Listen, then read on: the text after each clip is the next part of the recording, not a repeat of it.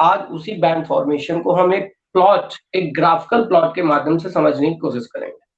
आपको पता है कि सिलिकॉन का जो एटॉमिक नंबर होता है वो 14 होता है, और जब हम इसको कॉन्फ़िगराइट करते हैं, इसका इलेक्ट्रॉनिक कॉन्फ़िगरेशन करते हैं, तो हम पाते हैं कि ये 2, 8 और 4 जाकर बनाता है। अगर इसको कई सबसेल्स में बांटने की कोशिश करें, मतलब एसपीडीएफ की फॉर्म पे बांटने की कोशिश करें, तो यही सिलिकॉन का इलेक्ट्रॉनिक कॉन्फ़िगरेशन कुछ इस तरीके से होता है: 1s2, 2s2, 2p6, 3s2, 3। ये यहां तक कल मैं आपको पढ़ा चुका हूं। ठीक, बस आज हमने जो बैंड फॉर्मेशन किया था कल, कई आइसोलेटेड एटम को मिलाकर जो सॉलिड और क्रिस्टल बनाया था, आज उसको हमको समझना है एक ग्राफिकल प्लॉट के माध्यम से। ठीक, आप इस कॉन्फ़िगरेशन को अच्छे से देखिए। इस कॉन्फ़िगरेशन को जब आप अच्छे से देखेंगे तो आप देख रहे हैं कि ये आपकी आउटर मोस्ट सेल है, ये आपकी सबसे आउटर मोस्ट सेल है, जिसके पास टोटल इलेक्ट्रॉन कितने हैं? 4 हैं। ठीक, और आपको पता है कि ऑक्टेट पूरा करने के लिए हमारे पास 8 इलेक्ट्रॉन्स का होना नेसेसरी है। तो अगर मैं इस आइसोलेटेड एटम के पास और एटम लेकर आऊं तो ये बॉन्ड फॉर्मेशन करना स्टार्ट कर देगा, जो कि मैंने कल डिस्कशन किया। साथ में आप ये भी देखते हैं कि इस आउटर मोस्ट सेल की एनर्जी सबसे ज्यादा होती है। यहां पर एनर्जी, इस जगह पर एनर्जी सबसे कम होगी। यानी आप क्या देख रहे हैं इस कॉन्फ़िगरेशन में कि हम लोअर एनर्जी से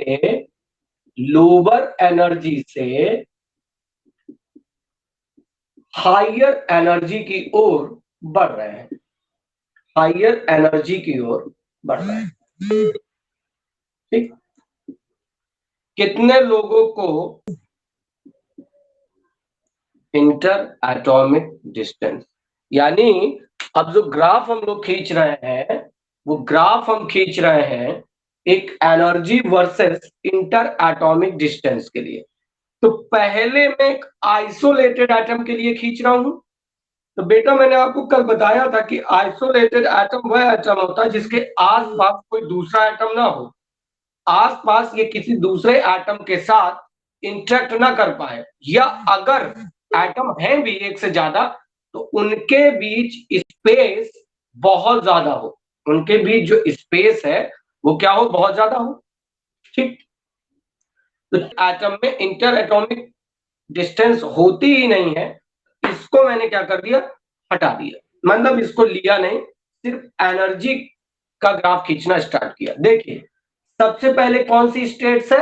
एस स्टेट्स है। इस कॉन्फ़िगरेशन को देखिए, मान लीजिए कि ये इस जगह पे, क्योंकि एनर्जी तो मैंने वाई एक्सिस पे रखी है और एक्स एक्सिस पे मुझे रखना था इंटर एटॉमिक डिस्टेंस, जिसको मैंने आइसोलेटेड एटम है तो कंज्यूम ही नहीं किया, लिया ही नहीं। एनर्जी आपकी ये है, तो ये हो गई आपकी एस स्टेट्स की पूरी एनर्जी हो गई। इसके बाद 1s2, इसके बाद आप क्या देख रहे हैं? थोड़ा और आगे, क्योंकि एनर्जी लोअर से हायर की ओर जा रही है तो एनर्जी ऊपर की ओर ही तो बढ़ेगी। ग्राफ में ग्राफ खींचना तो सबको आता ही है, तो थोड़ा सा और ऊपर गए। ठीक, ये किसको रिप्रेजेंट करेगा?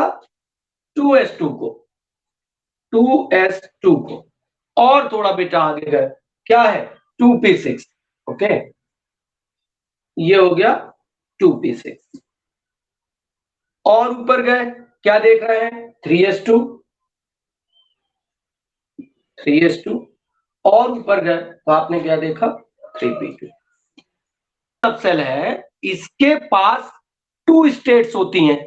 ठीक, इसके पास 2 स्टेट्स होती हैं। ठीक है, 2 स्टेट्स, बात समझिएगा। और यहां पे देखो दोनों की दोनों स्टेट्स 2 इलेक्ट्रॉन से फिल है, मतलब कि एस के पास 2 स्टेट्स होती हैं। इस कॉन्फ़िगरेशन से देखिए कि दोनों की दोनों स्टेट्स फिल भी हैं, कितने, ठीक। अब केमिस्ट्री कहती है कि जो पी सबसेल होता है उसके पास 6 स्टेट्स होती हैं, 6 स्टेट्स होती हैं, ठीक है। और आप देख रहे हैं कि इसके पास 6 इलेक्ट्रॉन भी हैं, इसका मतलब 6 स्टेट्स हैं, और ये वाला सबसेल भी फिल्ड है 6 इलेक्ट्रॉन से। पी सबसेल, इस पी सबसेल को देखिए, इस वाले को, इस पी सबसेल के पास,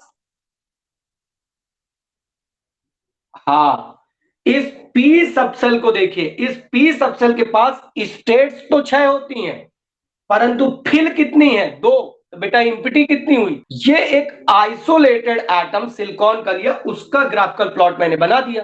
अब मैं तो बोल रहा हूं कि भाई सॉलिड बनाना है मुझे, क्योंकि बैंड बनता कब है, 2-3 दिन से मैं क्या बता रहा हूं कि बैंड कब बनता है, जब बहुत सारे एटम्स को हम आपस में इंटरेक्ट करा दें। इंटरेक्ट मीन होता है जोड़ देना, पास पास ला देना, यानी बहुत सारे एटम की इंटर एटॉमिक डिस्टेंस को रिड्यूस कर दूं, अंतरा आणविक दूरी को दूर कर दूं, पास पास ला दूं और उनको आपस में इंटरेक्ट करा दूं, तो सॉलिड बन जाएगा। यानी कहने का मतलब है कि सिलिकॉन के बहुत सारे एटम लूं और उनको पास में लाके चिपका दूं, तो एक सॉलिड बन जाएगा। जब सॉलिड बन जाएगा तो सॉलिड के लिए ग्राफ कैसे ड्रॉ होगा उसको समझना है, ठीक। तो हमने कल जब सिलिकॉन के कई एटम आपस में लिए और एटम आपस में लेने के बाद मैंने जब सॉलिड बनाया, तो आपने एक फिगर देखा था जिसको मैं फिर से ड्रॉ कर रहा हूं, उस फिगर को देखिए। क्या देखा था, एक मेन एटम था 2 नंबर का, ठीक। इसके पास एक एटम ऐसा था, एक ऐसा एटम ऐसा था, एक ऐसा था, एक ऐसा था। अब यहां भी रहा होगा, यहां भी रहा होगा, यहां भी रहा होगा, कई रहे होंगे, ठीक। इसके पास जो मेन एटम 2 नंबर का था, कल ये फिगर बनाया था मैंने, ये 1 है, ये 3 है, ये 4 था, ये 5 था। तो क्या देखा आपने कि ये इसके 4 इलेक्ट्रॉन थे। मान लीजिए एक इलेक्ट्रॉन इसका यहां था, एक इसका यहां था, एक इसका यहां था और एक इसका यहां था, मेन वाले 2 वाले के। और इसने क्या किया, 1 3 4 5 से एक एक इलेक्ट्रॉन को ले लिया, तो एक यहां ले लिया, एक यहां ले लिया, एक यहां ले लिया और एक यहां ले लिया।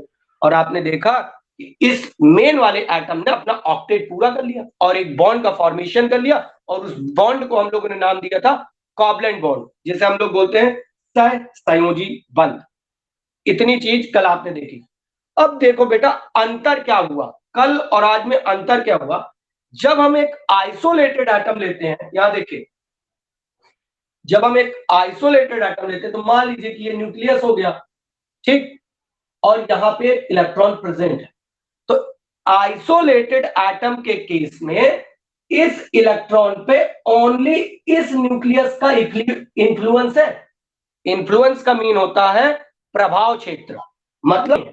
और बेटा इस फिगर को देखिए, इस फिगर को देखिए, इस फिगर में ऐसा नहीं है। इस फिगर में कैसा है, इस फिगर को मैं अलग से ड्रॉ करता हूं, समझने की कोशिश करिएगा। मान लीजिए 2 नंबर का मेन एटम है, ठीक, इस पे एक इलेक्ट्रॉन यहां प्रेजेंट था। मान लीजिए इस 2 नंबर वाले एटम का ये वाला मेन इलेक्ट्रॉन था इस जगह पे। अब इस इलेक्ट्रॉन ने रोटेट करना स्टार्ट किया, क्यों, क्योंकि भैया शेयरिंग हो गई ना। तो अब ये इलेक्ट्रॉन थोड़ी देर बाद क्या करेगा, इस जगह पर आ जाएगा, इस जगह पर आ जाएगा। जब ये इलेक्ट्रॉन इस जगह पर आएगा तो इसके पास एक एटम और भी तो है, ठीक, यानी ये इलेक्ट्रॉन यहां आ जाएगा इंटरसेक्शन पॉइंट पे। तो अब आप देख रहे हैं कि इलेक्ट्रॉन वही है, मतलब इलेक्ट्रॉन एक ही है। मान लीजिए कि यही इलेक्ट्रॉन था मेन इलेक्ट्रॉन, इलेक्ट्रॉन की फर्स्ट पोजीशन ये थी, ये फर्स्ट पोजीशन थी, और आफ्टर रोटेशन इस इलेक्ट्रॉन की सेकेंड पोजीशन ये थी,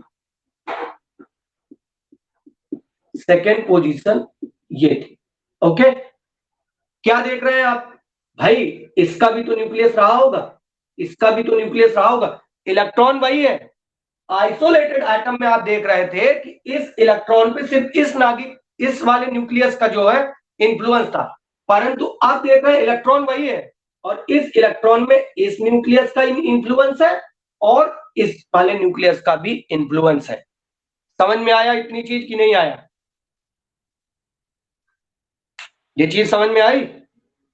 ये हो जाता है सॉलिड के केस में। चलिए दीपेंद्र कुमार, अब हम n नंबर ऑफ एटम्स को लेते हैं और सिलिकॉन के ही लेंगे क्योंकि हम पूरा डिस्क्रिप्शन सिलिकॉन पे चल रहे हैं। तो n number of atom silicon के लेते हैं, एक सॉलिड बनाते हैं और सॉलिड का यही ग्राफ, ये ग्राफ जो मैंने एक आइसोलेटेड एटम के लिए ड्रॉ किया है, यही ग्राफ मैं एक सॉलिड के लिए बनाता हूं। ठीक, देखिए वो ग्राफ कैसे बनेगा। इंटर एटॉमिक डिस्टेंस और ब्रैकेट में लिख दिया एप्लीकेबल। एप्लीकेबल का मतलब समझते हैं आप लोग? एप्लीकेबल का मतलब होता है लेते हुए, और ये वाई एक्सिस है, यहां पे तो एनर्जी आपको लेनी है, ये लेनी है।